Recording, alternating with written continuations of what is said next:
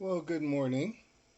Let's see, make sure I am being recorded, and I am.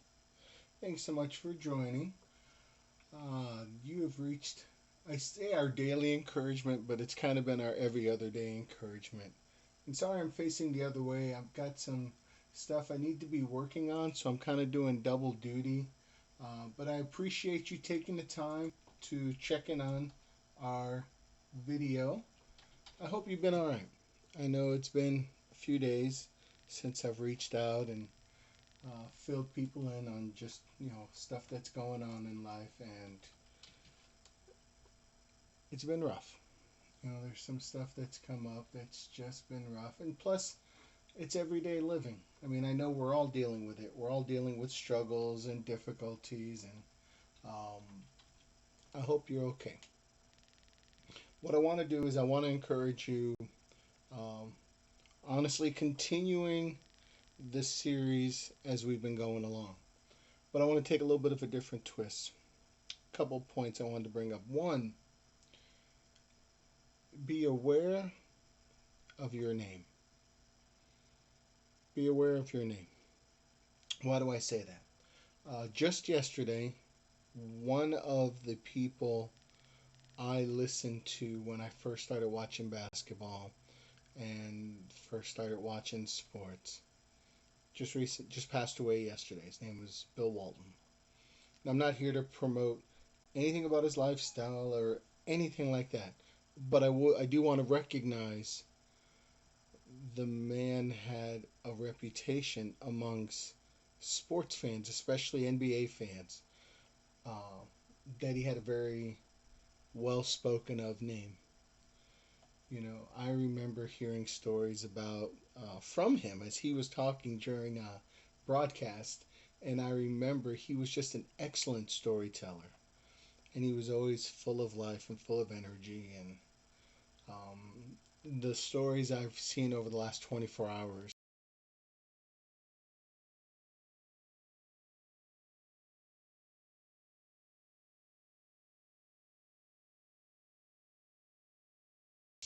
and I've read about have just been really neat to see. Indiana Pacers talking about how he was responsible for the first date that the coach had with what's now his wife of something like 40 years. You hear stories about people doing things like that, and it's just an incredible legacy, I guess would be the word. But living your life understanding when you die, what you leave behind is going to be that name, that reputation. It'll be spoken of through your family that remains. It'll be spoken of through the things that you do. That'll be what you leave behind. So be careful with that. There are other people that you read about, other stories you read about, where people had bad reputations, had a bad name. And, even a couple days ago, I was presented with a situation where someone that once had a really good name was struggling, and they were hurting their reputation. They were hurting their name. And, I know one of the things I was telling the person that was presenting me the story was, hey, you need to talk with that person because if they're ruining their name with you, the only person that can fix that is that person and you together, or else that reputation is forever ruined with you. I don't know, maybe it seems like a rabbit trail, but anytime someone passes away, especially someone that I remember from my church, or that was part of my actual childhood, it really has me reflective, especially because life is so short. We were of us friends talking yesterday, and one of the things we were referencing was just how short life is. And I'm not old as compared to some people, I get that, but even in my age, there are people from college that have passed away. Just recently had a classmate pass away of cancer. I was remembering somebody else from high school. I remember a couple people from high school that had passed away, um, and they passed away young, 20s and 30s. One of them passed away when we were 13 as schoolmates, and life is really, really short.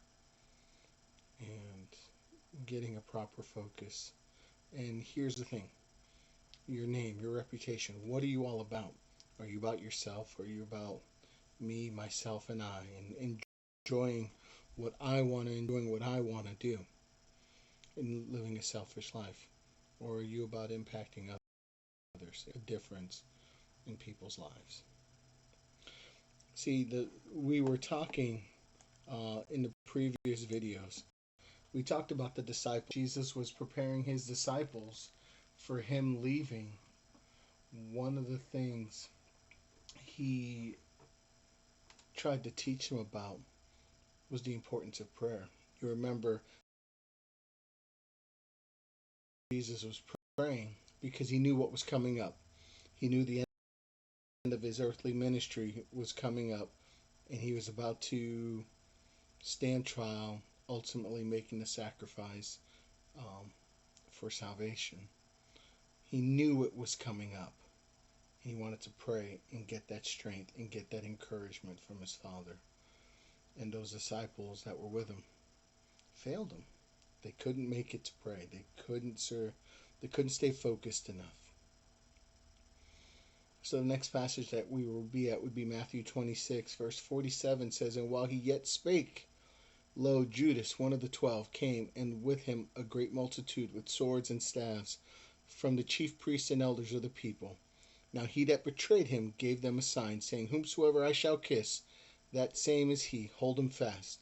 And forthwith he came to Jesus, and said, Hail, Master, and kissed him. And Jesus said unto him, Friend, wherefore art thou come? Then came they, and laid hands on Jesus, and took him. Behold, one of them which were with Jesus stretched out his hand, and drew his sword, and struck a servant of the high priest, and smote off his ear. Then said Jesus unto him, Put up again thy sword into its place. For all they that take the sword shall perish with the sword. Thinkest thou that I cannot now pray to my Father, and he shall presently give me more than 12 legions of angels? But how then shall the scriptures be fulfilled, that thus it must be? In that same hour said Jesus to the multitudes, Are ye come out as against a thief with swords and stabbed me? I sat daily with you teaching in the temple, and ye laid no hold on me. But all this was done, that the scriptures of the prophets might be fulfilled. Then all the disciples forsook him and fled." So, talking really quick, Judas came. Judas is the one that betrayed him. And he said he came with soldiers of the chief priests and the scribes. And the elders, I'm sorry, the chief priests and the elders. And he said, I'll give you a sign, and kiss him. And I think take it as a kiss on the cheek, like a greeting. And that was his sign. And I want you to imagine the temptation you and I would face if we knew this person was going to betray us. And what do? We let him kiss on the cheek. And we even sit there and we call him friend. That word friend. In comrade or the word.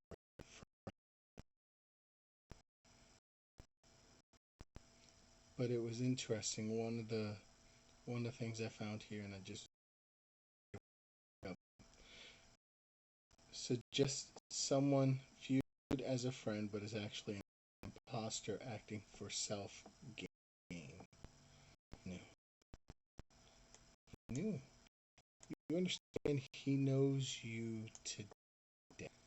You we sit there on this channel, and I've said that he knows you. He knows the struggles you deal with, and we sit there. We keep thinking he doesn't. He knows your heart. He knows what you're dealing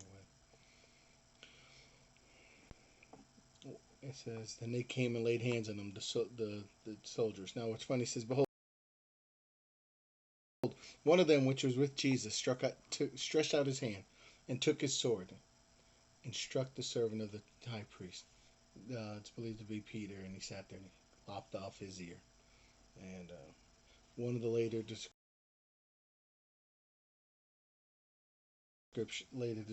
passages talks about Jesus picking up the ear and reattaching it, which is a miracle in and of itself. But I want you to see what he said. He said, put up your sword. For those that take the sword shall perish with the sword. He knew if you do this, you're going to die. There's another plan for you. Just put it up. And besides, and I love this next part, don't you think I could pray now to my is it,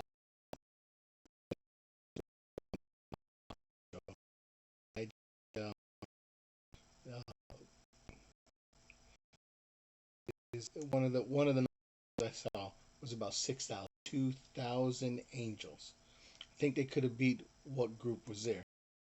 It says, don't you think I could have called this huge group of angels and taken care of this? But what was his ultimate piece? He said, but how then shall the scriptures be fulfilled? I told you before that one of the things Jesus did was still focus on the task at hand. He had a purpose, he had a goal. If you could think about it, he had to fulfill what his name was. The reputation he had to fulfill. In that same hour, said Jesus to the multitude, now you're coming out against me as if a thief. You've got swords and staves to take me? Don't you remember me teaching you in the temple? You didn't do anything back then. It's like, what's motivating you now? What's making you do this now? Kind of trying to get to their heart and understand, what are you doing? But it says all this was done, that the scripture of the prophets might be fulfilled. And then the most disheartening part of this whole verse, then all the disciples forsook him. And you say, Lewis, this is sad and disheartening. What's encouraging about this? It's a reminder. Don't flee as you go through your struggles. Don't stray from your faith as you go through your struggles, as you go through your difficult times. You sit there and go, man, why is Jesus putting me through this? Why am I having to deal with this stuff? There was a passage I put up on my Facebook page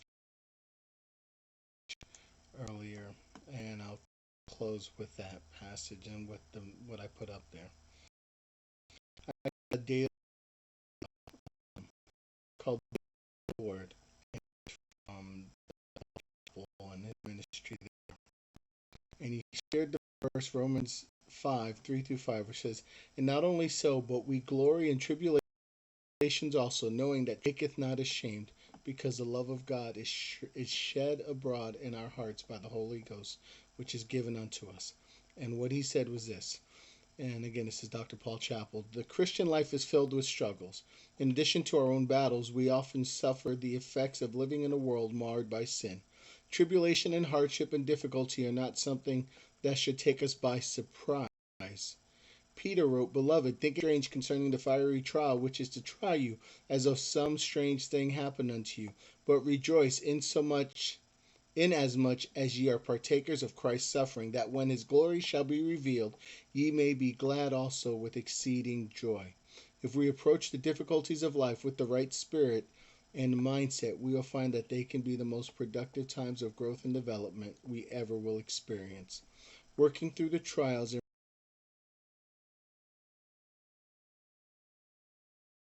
remaining faithful builds our strength and character and prepares us to be victorious no matter what comes. You may be in that difficult season. Don't flee from Christ. Don't err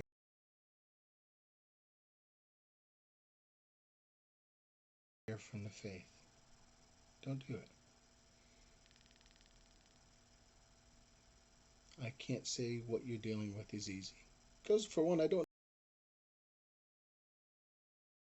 know what you're going through, but I know you're going through something.